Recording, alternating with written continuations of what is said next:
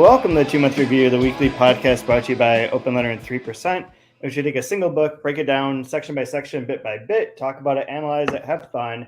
Season 20, Mulligan Stew by Gilbert Sorrentino. We are done. How are you doing, Brian? I'm glad to be done. Glad to be done? Excited to hear what you're going to say for our next book. But yeah. I don't know what we should do. Honestly, I have no real clear pathway. So if people have suggestions, send them. I have a couple of suggestions, but I don't really know what would make sense. And I can send them to you, but one, I'll even say them out loud. One idea would be to do Ed Park's book, Same Bed, Different Dreams, which I really like, which is coming out now or just came out maybe. But it would be a new book, which we have not done before. We did with Ducks Newburyport, to be fair. So that wouldn't be too much of a pivot. Really interesting, but gets all its postmodern comparisons, but it is really quite good. I read it after Winter Institute. And the other is I Hotel by oh my God, I'm blanking out on her name. Karen T. Yamashita, which I think we talked about on here during 2666 as an example of a book that's like unique and weird and trying to do something very different. It's like 10, 15 years old now, set in the Bay Area, also deals with like Black Panthers, Asian American issues. So those two would be great. And they're both fairly long, but if anyone has any good suggestions for what we should do, I'm happy to hear and happy to discuss with anyone possibilities. I see, like, for the timeliness of it, Ed Park could be interesting. I mean, it really would. He's going to be here in Rochester on the 4th of December. So we could even tape something with him then. And great idea. And have it in the back. This is, by the way, this is how the sausage gets made, everyone that is listening live or listening to the audio. But seriously, like, yeah, we have a lot. I mean, there's a lot of books we could do, but they fall in a lot of things that we've suggested fall in the same category of giant white male books. Sure. Another thing that could be interesting right. too. Miss Macintosh, My Darling is a hard pass just because it would take I don't know. It's up to you, Brian, but it's like 1,500 pages and would take us probably like 6 months. I want to do something. The person who's listening made the comment. I do want to do something that would be like a sort of like a read along or guide. But it would be, if it ever gets printed. I don't know that we could do it on here without it like basically breaking the whole system. No, things are meant to be broken. I was thinking, I don't know if it'd be too much to do together, but it might be interesting. I haven't read I Hotel, but from what you've said about it, it might be interesting to compare and contrast that with something like, I didn't read it, but Tommy Orange's There, which is also Bay Area, except from the American Native perspective of it. That could be kind of cool to do if I Hotel is Bay Area and like counterculture, to do that with There as well. That could be kind of be a neat way of, and it's a slightly more modern book. Was it like 5-6 years ago that one came out or something? Oh yeah, I guess it is.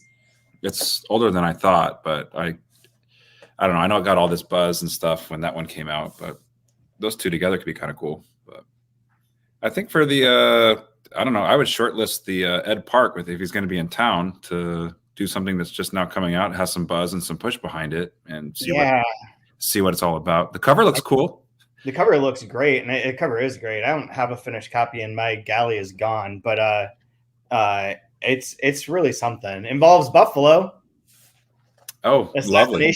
Attempts, the Sabres, a secret organization trying to like continue establishing Korea. Like it's kind of fun. It's very fun. You know, like Buffalo and Rochester and garbage plates and things that are garbage. I can share with you. I typed in. I was playing around with AI, trying to ask them to give me some feedback and back cover copy for Mulligan Stew. I couldn't get it to work. So I got it to work. Let me share, if you don't mind, just real quick. The first thing I wrote on it is I asked it to write the back cover copy for the novel Mulligan Stew that made me want to buy the book. So here's what it spit out. Step into a world where culinary passion meets the thrill of a lifetime in Mulligan Stew, a gripping novel that will leave your heart and taste buds racing. Meet Samantha Turner, a talented but struggling chef who's just one bad review away from losing her dream restaurant. Desperate to save her career and reputation, she stumbles upon a mysterious cookbook with a simple recipe known as Mulligan Stew. The legend goes that whoever can perfect this dish will find success beyond their wildest dreams. As Samantha delves into the enigmatic world of Mulligan Stew, she embarks on a culinary adventure like no other.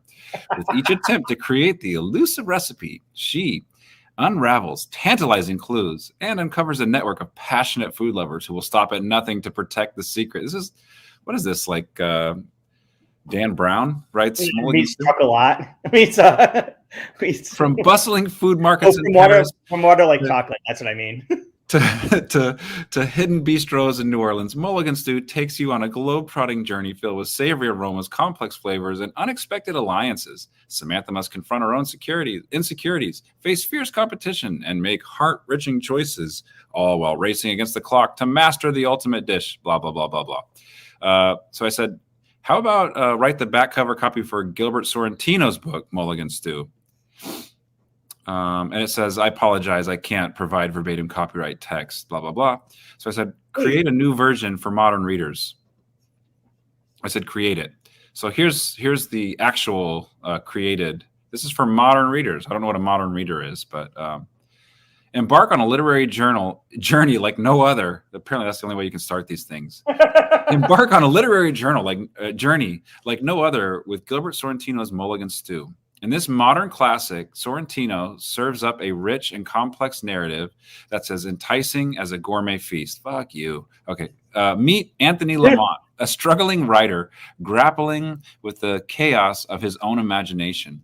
Desperate to craft his magnum opus, he plunges headfirst into a world where the lines between fiction and reality blur, and the rules of storytelling are thrown out the window. As he navigates the quirky and unpredictable characters of his own creation, Anthony begins to question the very existence of literature and art. Mulligan Stew is an inventive and daring exploration of the writing process, inviting readers to witness the raw, unfiltered creative struggle of an author pushing the boundaries of storytelling. Sorrentino's prose is a masterclass in literary innovation, taking you on a roller coaster ride through the mind of a writer in the throes of literary chaos.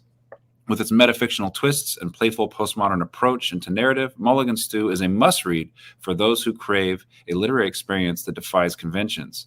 This novel challenges the very definition of what a story can be, and in doing so, it presents a fresh and exhilarating perspective on the art of writing. If you're ready to immerse yourself in a world where imagination reigns supreme, where the absurd meets the profound, and where the boundaries of storytelling are pushed to their limits, then Mulligan Stew is the book you've been waiting for. Prepare to be captivated, challenged, and thoroughly entertained by this extraordinary literary adventure. Gilbert Sorrentino's Mulligan Stew is a mind-bending literary tour de force for the modern reader. Okay. So comment on that. Like, that's not bad. There is some stuff you can work with in there. I think it kind of got close to it towards the end. So I fucked up when I was doing this. First, I did upload into Chat PDF the whole PDF of the book and asked it to summarize that, and it wouldn't do it. Like it was like, I don't know why. Copyright or no, it was just like it was spitting out like nonsense. And it was like it didn't. I don't know. I couldn't figure it out. And I gave up pretty quickly, to be honest. But then, and maybe I'm wrong, because the one that it creates for ChatGPT, I looked at and I was like, well, this is just the back of our book. It's just Googling and pulling the jacket copy from the back of the book. But how does your jacket copy begin? Mine says widely regarded. Okay, so yours is the same as mine. This is not the jacket copy. I was wrong. This is actually like a totally different thing. And it's similar, close to what you had, but a little different. It's really long, but I'll skip through. So like Mulligan Stew is a literary masterpiece that defies convention and invites readers on an exhilarating journey into the labyrinth of words and ideas. Gilbert Sorrentino's magnum opus is a dazzling display of narrative innovation and creative genius.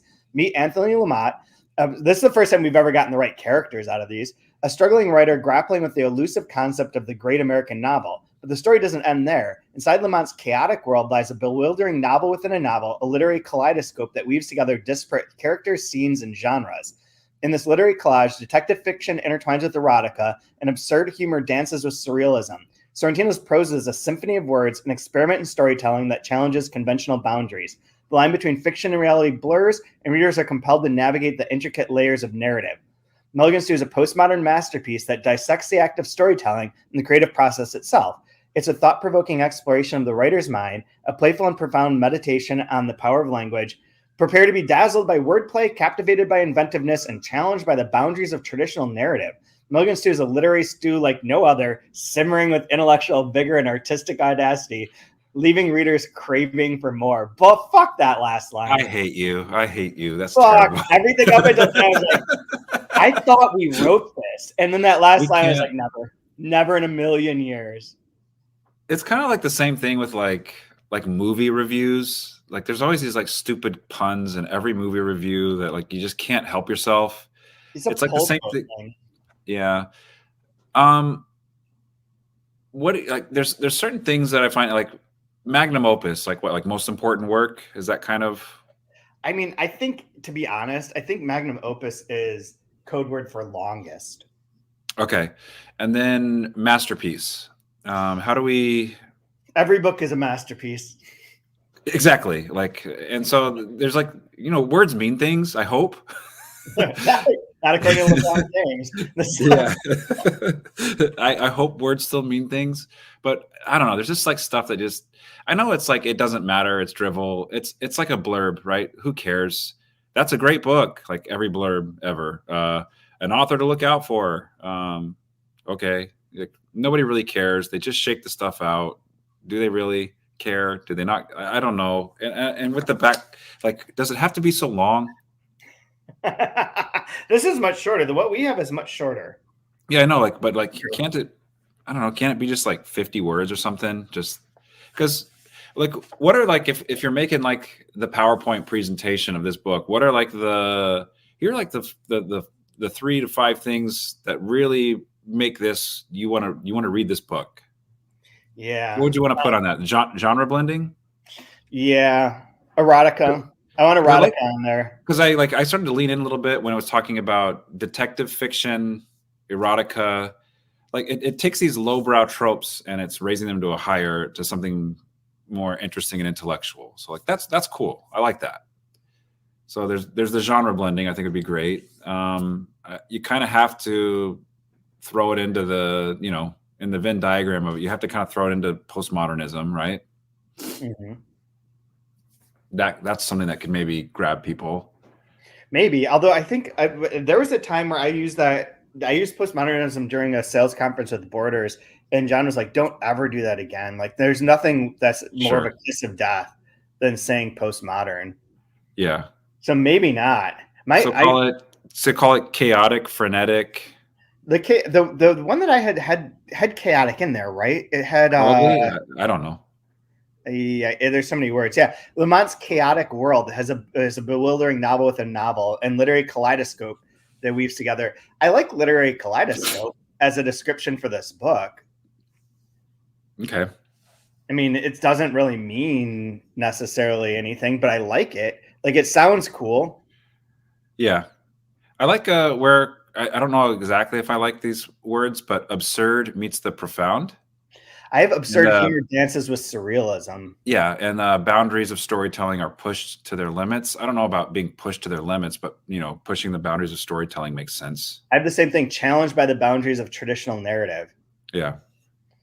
The readers will be challenged by the boundaries of traditional. It's interesting that they're so similar. Like, they must be pulling. So they're pulling the AIs are pulling from our copy and what must exist online about it to some degree. But like, I want to feed, this goes back to our conversation a few weeks ago where people are complaining that like AIs are being trained on their books and that's, somehow bad. Rather than questioning the very existence of AI, like the fact that they're reading their books is bad. And I really want to feed it these things because this, at least I can work with. Like, there's so many books that like, could you imagine if this book was brand new and nobody had written about it. You were the first person publishing it ever, and you have to write a description of it. It's fucking torture. Like, because I don't know. Like, I have to do this on Monday with my class as part of our behavioral economics and / marketing lecture. But is like, what attributes actually trigger a purchase or a sale, and how much does jacket copy actually matter for like whether or not you're going to purchase a book, much less read it? I don't know. I mean, I don't know. I don't read a lot of jacket copy, and I also tend to read books based on like hunches and make decisions based on hunches rather than like any sort of foresight. Sometimes it's like, oh, I like this author, but even that, like, I have all these Crash to Horkai books I haven't read. I like him just fine. All these Cano books that I read, I love Cano, but like even that's like, oh, I could read that, and I'm like, no, this like Ali Smith Seasons Quartet seems to be the thing I want to read right now because it just feels right. Like that idea of like what feels right is inescapable, I think, and also like impossible to market to. So does jacket copy matter? Do covers matter? Do reviews matter? Covers as well. I remember I had one author friend complaining that they put a dog on the cover of his book, and he's like, I don't have any dogs in my book. And like the publisher was saying, yeah, but like dogs are trending really well right now, so we want to have a dog on the cover. Yeah, it's like the old like don't put a woman's body parts on the cover, but never the head, never the full body. Legs, lots of legs. Green covers don't set like just like what like does any of that really matter? I don't think it does, but I'm looking. I only have like one green book on my shelves that has like a green front. Oh no, 1, 2, 3 that are from New York Review Books, which they have just primary, just a color. So that's a little bit less not notable. And then the Alvaro Enrique book is bright ass green. Yeah, sudden death. Yeah, which is good. Which Riverhead blocked us from doing one of his old books because they have new books of his, and they're like, it would cloud the market. So there's like books of his in the past that have been translated that are sitting there waiting to find their English readers, but are being prevented by a corporate publisher from doing so. Which I just want to throw that out there as the only anti-corporate book podcast out there. I would like to reiterate that Penguin Random House can fuck itself. So obviously Dalkey has a house style for the books they put out and for the reader series. If you didn't have to have the house style, what do you think would be, like, cover wise, an interesting way to try to market this book? You mean for the because of the Essentials version, this version? Yeah, the Essentials version. Yeah, you have outside of the Essentials ones. I mean, I don't dislike that old one, and simply because it is so dated and weird, but it fits within the time that it was coming out. Outside of that, I'm really bad at cover design stuff. Like, I really just, if I see something, I'll be like, oh, I like that, but I never make a decision if at all possible, because I don't know that I have any. If it were music, I can help with music. I've got a good ear for weird shit and listen to a lot of music, but like visual things, I don't really know. And with music too, like, I like things I know people don't like. Like, I don't like most things that people really love. I'm not a big Taylor Swift fan. Yeah. It's probably some bad derivative. I'm just like thinking out loud right now. I could see like a way that kind of encapsulates what's happening here is I'd want to go back to those like those bad pornographic like erotica advertisements, like the pulpy. Yeah, and make it look like a pulpy advertisement type thing that has all the like little erotica things in it that are funny. And then like if you had cut out pieces of it and you could spell out Mulligan Stew with this like weird, like almost like you're being held hostage, like a hostage note type of thing. Right. To show of like cutting things out, things from different parts. Somebody's clearly losing their mind. There's the erotic part of it as well. You could have that all in there. That could be like one way of doing it, I guess.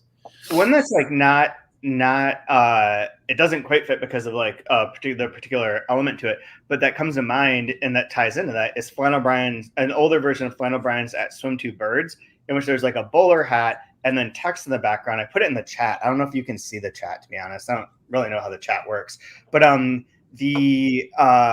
it's got writing in the background, and then there are like 3 characters that are like paper dolls coming out of the text with like shadows behind them, and like that idea of like those things taking over or escaping or being imprisoned is sort of like interesting. But you could also have Anthony Lamott like looking crazy, standing over a big pot, stewing it together. And just sell it as a cookbook, like your jacket copy. Just put that check. What would happen? What would happen if we took a pot of stew, like the most generic ass looking pot of stew, put the title on there, put your jacket copy, the Jessica Chastain one or whatever the fuck it was, whatever their name. It is the greatest. I love Samantha Turner. It's like Samantha such Turner. A romantic. It's like the perfect romantic comedy. Samantha Turner. Let's put that on the back. Put this cover on the front, make it for sale as like a EPUB or like a Kindle version and print on demand. And I wonder what the sales would be. I wonder how long it would take before someone complained. Like they'd be like, "Where's the recipe? How are you going to find it?" Well, no, but it's like this front copy, this back copy. Obviously, we're talking about how would you sell this book. What about this idea here on page 403 of the old version? But if you can raise, say, $3,000, I can then have some flyers printed up and mailed to select people. Leave the list to me all over the country, announcing my new book and asking for subscriptions. I can also include the information that, quote, limited supplies of my earlier novels are still available. I have many cartons of them here in my apartment and at the original list price. And I like how you keep saying like, and you can buy more at the original list price. At the original list price. Here's a free one, but here are more. Oh, and I just put insane in big black quotes next to the one idea. It just is like, well, I beg you to work up like a thing, send it to your every friend, relative, and acquaintance that you can think of and remember, asking them in turn to send it on within 5 days, or they will have bad luck. The comments to all their friends, relatives, and acquaintances, and so on and so forth. In this way, a chain letter can be started, and in a month or two, literally hundreds of thousands of people will have read the comments and will come to know of my books. The address and a price list will be included. If you send this letter to 10 friends, you'll have good luck. Like, oh my God. It's amazing. So if he could have written this today, Anthony Lamott would have like a YouTube channel with subscribers, and he'd talk about, why aren't you publishing my book? I have 1,300 followers. Can't you see the importance of my social media presence and how it's going to lead to book sales? And oh my God. Yep. It's so good. Yep. He would definitely be like the weirdest TikToker there is. And that would be amazing. I wonder if you could replicate, like pretend to be Anthony Lamott and just like do weird TikToks in which he's just slowly breaking down. I wonder if that would be popular. I have no idea what's popular on TikTok except for like people moving like robot things all the time and like coming at the screen, coming at the camera. No fucking no. Okay, so in terms of this section, we have a few chapters of his book which concludes. There is an ending which we could talk about, like compared to other endings, as to whether or not it like succeeds, if it's earned, so on and so forth. There's also a section of, I forget where we started here, but we started with the chapter, right? Like blowing flowers stilled.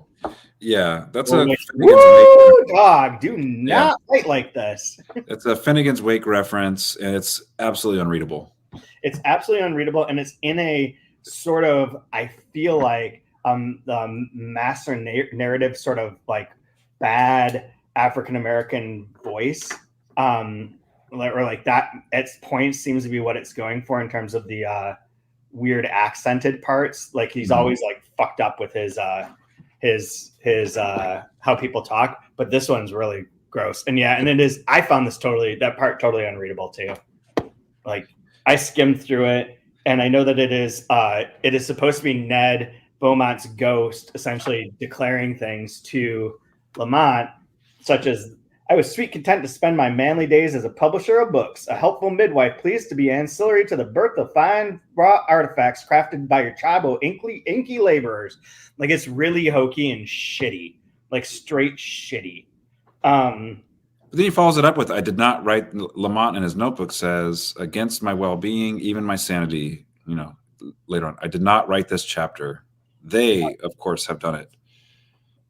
So and that's part of like at Some Two Birds, that happens at Some Two Birds, where Trollis loses control and the characters while he sleeps, write things around him and essentially torture him, a la like Bugs Bunny and Wile E. Coyote, like falling out of buildings and being run over and smashed.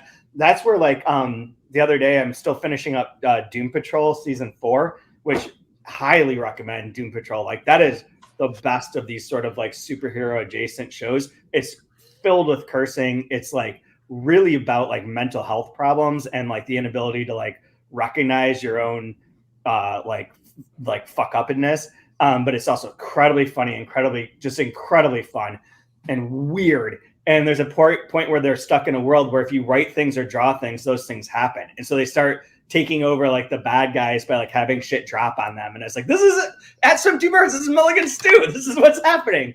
The characters are taking over. They're winning the landscape. But yeah, that section is tough. And one of the part that's underlined, I don't even know why, but it's in that same weird dialect. Spoons, Martin, I swear to thee, they gave not but to take, and amused themselves with me as a brat, doth sport the hours in tormenting kittens.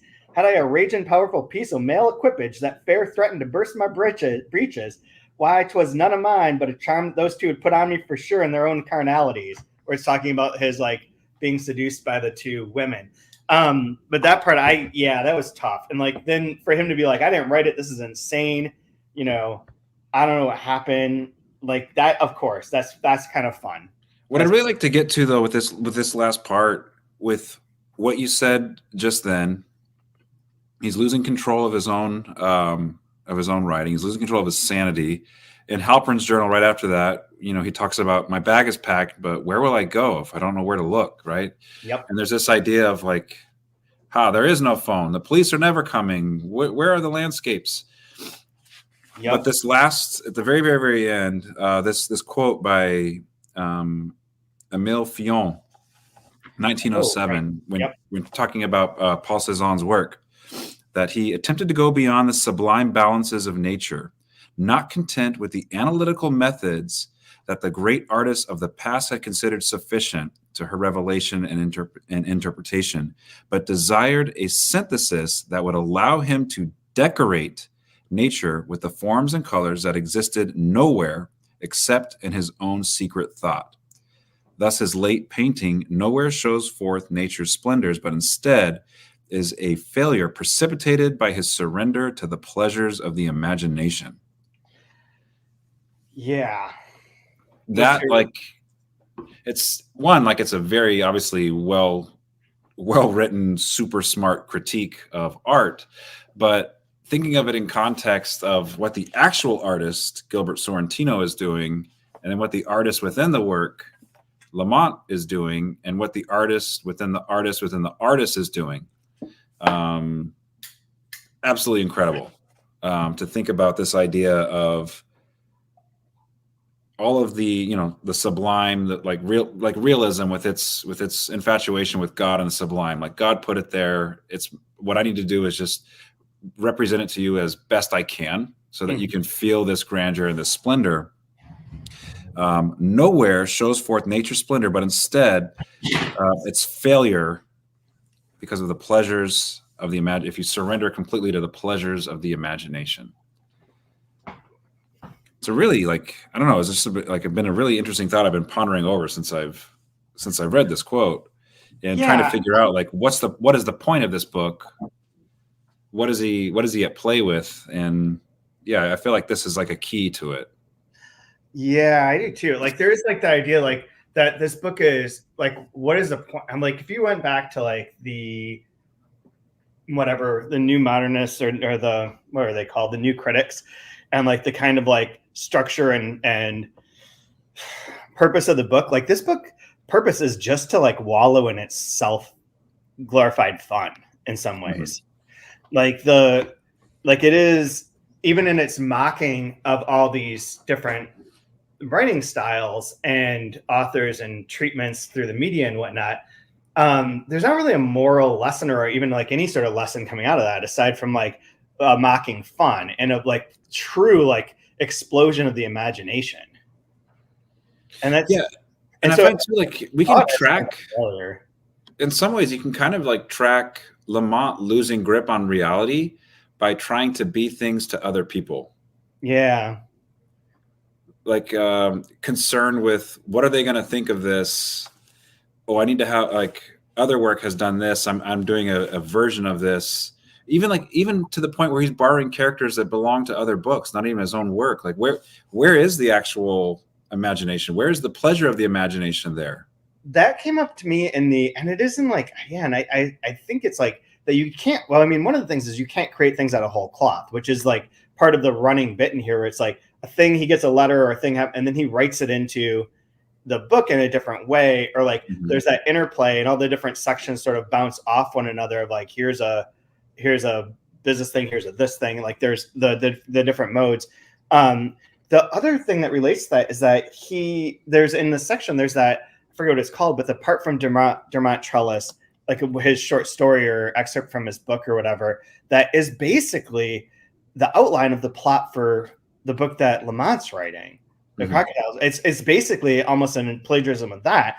But the thing that I was going to ask you is like, I don't even know if I can say this with a straight face or like necessarily mean it, but Lamont's a better writer than Trellis is within the context of this book, which is fucking astounding. And also being part of like the point that like Trellis is popular in controlling, supposedly controlling things, and like, you know, the puppet master that's ruining Lamont's life. And like Lamont's technically better in a lot of ways than Trellis's nonsense that's in this book. Like I had a bunch of them marked, but he's like even worse with like the metaphors and similes, and like it's just like awful. And there's halfway through I was like, I think that I prefer the other. Like this, yet the dead man's face seems almost to be my own.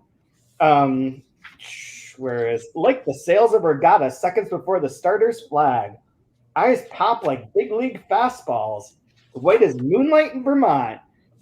Like it's terrible. Like it's terrible. Yeah, I just taught a chapter out of John Gardner's book, The Art of Fiction, and he has a section called Common Errors, and dreams. Yeah, it's all everything that you can do that's a common error is done beautifully in this book. Yeah. Every single one. In some ways, it reminds me of Kurt Vonnegut's writing advice, where he says, like, write to please just one person. I think it's the quote is like, I'll misquote it a little bit, but like, if you open up a window and try to make love to the world, you'll catch pneumonia, is basically what he's getting at. And like, I feel like you're seeing this with Lamont, where he's like, he wants to please so many people, and he wants to, you know, be inspired, but really just aping other things that like, yeah, like the manuscript is sick. He's sick, and it all comes out terrible. Yeah, very much. While claiming that he wants authenticity and truth, and all he's doing is just echoing lies. Does he really just want fame and attention? He wants to get laid and have some money and be a writer he wants to be a respected writer of authentic fiction that, you know. This is like every NaNoWriMo person. Yeah. This is like everyone. Like, yeah, I want to get laid and be famous. Like, but like that idea and like of him being absurd is like there's no barrier to that anymore, thanks to like the TikTok and YouTube generation of stuff. Like, you can be garbage at art and at creativity, but you want to get laid and be famous. There's a pathway for that. Like, that's not hard anymore. I mean, it's still hard, but like, it's not like you don't have to waste your time writing a book. It's like some Sam Bankman-Fried moment. Like, if you've written a book, you've wasted your time. You could have done that in a paragraph or in a tweet. And Sam Bankman-Fried obviously is the oracle of all wisdom for a living. And so The other thing there's the last chapter of the book, which is the dialogue between Ned and Halpin. That's like just totally crazy. Like this is like truly insane. And making it up as we goes along is like ridiculous on like a Beckett absurd level in some ways, but also just like, again, like it's not that it's hard to read. It's just like, oh my God, like over and over again, like these weird non sequiturs. There's no resolution. There's no thing to his novel. There's no ending to it within the novel itself. And it still like ends up being like, did he kill him or not? Like it's all supposed to be held in that middle ground, very Pinch and Crying Lot 49-esque, where like there's no real answer to that. But like along the way in this chapter, it's just complete gibberish. What's more gibberish, that or like the dedication page? So I think that we end with. I think the dedication page is his last will and testament. Ah. And that this is the end of Lamont. This is the end of the book because this is the end of his life. I wouldn't be surprised if you're looking that a lot of these people are like, they're either fake characters or possible characters or like combination of characters or whatever. But this is his, like, what he's giving away as he's out. He's done. He's gone. It's over. That's my read on it. I don't know that that's true, but and then there are some of them. I skimmed through them this time because I did read them one by one when I was proofing the book. So this time I sort of skimmed it, but found a few fun ones like to Father Graham, 0 for 5 and an error, solid. And then there's one more that I underlined that was pretty fun. Oh yeah, to the cross-eyed kid, a plump pussy. That's one. And to a Fisa pup, Irish confetti. Like there's just like they're random, like not gifts and like not inheritances, but treated that way. To this person, I leave blank. To this person, I give blank. This person gets blank. And that's why I was reading it as like he finished his book. He's lost his mind entirely. He's over. And yeah, just like the wordplay. Obviously like up and part of it says like Aram the Bard, and then just below that it says the Jew of Malted instead of the Jew of Malta, right? And then just a little bit below that, Leaves of Grass to Textile Bankers. So it's like kind of like playing with literary, like obviously Lamont has showed himself to be well-read and erudite, but he's just like an idiot that can't get out of his own way. And like here it is where like it's all garbled and mixed up. Are you trying to be funny or are you just being confused at this point? Hard to know. But it's like everything that is in his brain is like haywire, short-circuiting, and not quite working right. Yeah, absolutely. It's gone off the rails entirely. Yep. I do think it's funny. I was going to use it as a line for the week, but I do think it's funny that our Latvian stuff comes back in here. Your Latvian accent or whatever. Yeah. Your awful Latvian accent. That's very I think you probably are right though about this being like his final letter of life. Because if we go to the page that's right before where chapter 12, like blowing flowers stilled. Yeah. When he's giving us the rundown of the book, Blue Ruin, and then final 3 chapters as above, and finished. All my pain will be eased if only I can write fini. Which he doesn't write. That doesn't appear in here. But he does give us a French artist with a French art critique at the end as well, though. The very end of this is interesting too. There's like the normal 2 O'Flynn, the Drunken Lion, a magnificent music machine, girls, and more girls to Giuseppe Lawson, the time server, to KK Bias, tunes that are gone with the wind, and to all you other cats and chicks out there, sweet or otherwise, very deep and wordy tunes, who never yet have walked from off the page, a shake and a hug and a kiss and a drink. Cheers. Yeah. I don't know what to make of that one. I just noticed this one. For Peter and Prudence prom of the Dewey Gardenia, old-fashioned garbage. the Wang Wang Blues to Terry Drummerbook. Just totally Mae West with the well, that's given. It's not the person. Yeah, it's interesting. It's in the terms of the endings of the books that we've had, along with the what was it? The Pukler. Is it not Franz Pukler? What was the ice cream from 2666? I was thinking of that. Yeah. That's the only other ending that really works because it's not an attempt to end anything. Like anything. And like the book, like I couldn't, I thought maybe on rereading this reading it for the third time that like the interior chapters of his Crocodile Tears Skinny Red would somehow like reach some sort of like logic that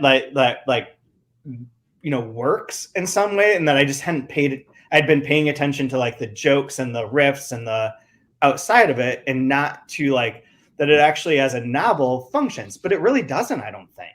Like I don't think there's anything that like saves it or makes it like, makes sense if you pulled out just those chapters and read just those chapters. It still wouldn't work. Yeah, I feel like in some ways it's almost, I get the feeling like he wants us to beg for it to end. Yeah. With how just unhinged it is in the last 20 pages. And like, yeah. I mean, it goes so far in terms of like where, like the absurdity and the sort of like almost in parts unreadable nature of it. And there's nothing, I mean, he's mocked and talked about everything. Yeah, but in a way, like it has to end like that because the actual work would ring completely false if somehow Lamont pulled something together that gave us any bit of satisfaction. Yeah. If anything, we've gotten worse and worse and worse, and it's deteriorated as we've moved towards the finish. So of course it needs to be as worse as it can be at the end. Yeah, like the part that in Halpin's journal, like when he's like, Lamont could not have written this. And then if he didn't, who did? And if nobody did, what then? Can a writer simply make up characters? And then the real teller part, Lamont will not come through. I see it now. He has collapsed. Even if he didn't do it, he allowed me to be involved in this. This what? Now I want Ned's ladder so badly. It's lonely and eerie here. Is it even what it was possible to deal with Lamont's ineptitude and even his madness, his lunacy? But what am I dealing with now? Like that sort of like true cleavage between Lamont as a crazy writer and Lamont as this new, totally broken thing. Yeah. Yeah, so I see in some ways there's a satisfaction in that it does stay true to how he's presented Lamont, what's happening to Lamont, and the characters within Lamont's story. Yeah, just absolute garbage and chaos makes sense. Yeah. All right. Well, that's all I have to say about Gilbert Sorrentino's Mulligan Stew. I will say a tour de force magnum opus of masterpiece of work. There is, for anyone watching this who might have been their first Sorrentino book, I would highly recommend reading The Sky Changes unless you don't want to get divorced.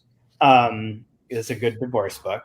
Imaginative Qualities of Actual Things, which is the one that's referenced the most in Mulligan Stew, and is a series of like vignette stories about characters within this, like, I think within like Westbeth, essentially like an artist community, each of which is more ridiculous, is also ridiculous, like ridiculous artists. So it fits into this.